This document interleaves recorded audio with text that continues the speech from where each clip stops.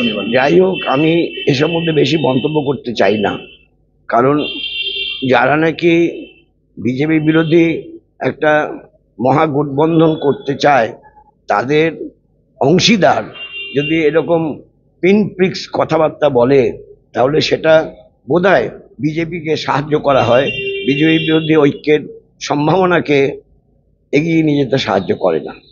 যোগ্য অযোগ্য চাকরি প্রার্থীদের নিয়ে বিকাশ রঞ্জন ভট্টাচার্য যেটা বলেছেন সেটার সঙ্গে মতান্তর দেখাচ্ছেন এসএফআইয়ের যারা আন্দোলনকারী, যারা নেতৃত্ব রয়েছেন, তারা মানছেন না।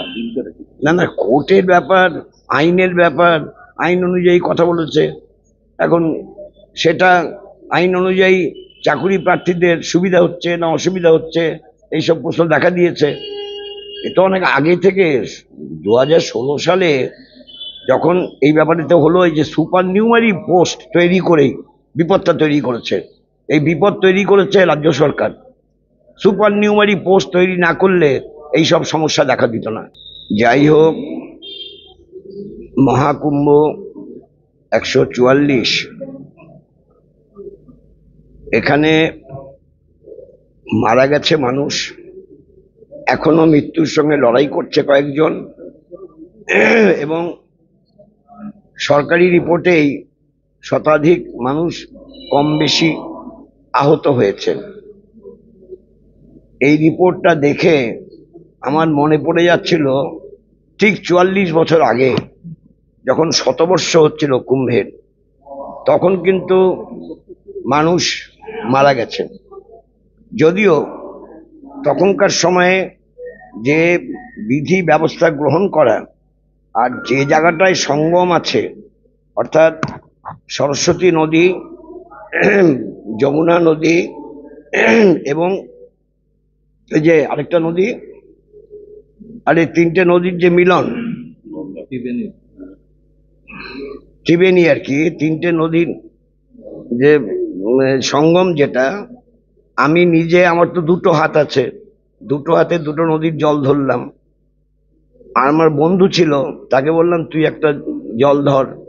তিনটে জল তিন রকম, সঙ্গমে কিন্তু তিনটে জল তিন রকম, মিশে যায় না জলগুলো।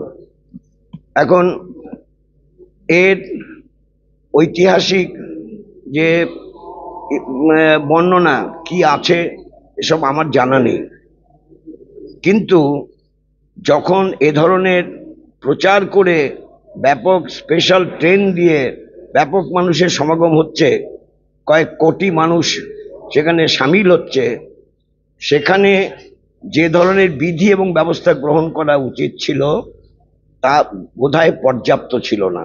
তা না হলে এরকম ঘটনা ঘটতে পারে না। রাত্রি 1:30 থেকে 2:30টার মধ্যেই বেশি ঘটনা ঘটেছে, এবং তারপর বন্ধ করেছে, সকাল হওয়ার আগেই বন্ধ করেছে, এবং তারপর মানুষ স্নান করছে। আজকে পর্যন্ত যা রিপোর্ট দিয়েছিল তখন সকালবেলা 3 কোটি মানুষ স্নান করেছে, আরো অনেক মানুষ স্নান করবে, তার জন্য রয়েছে।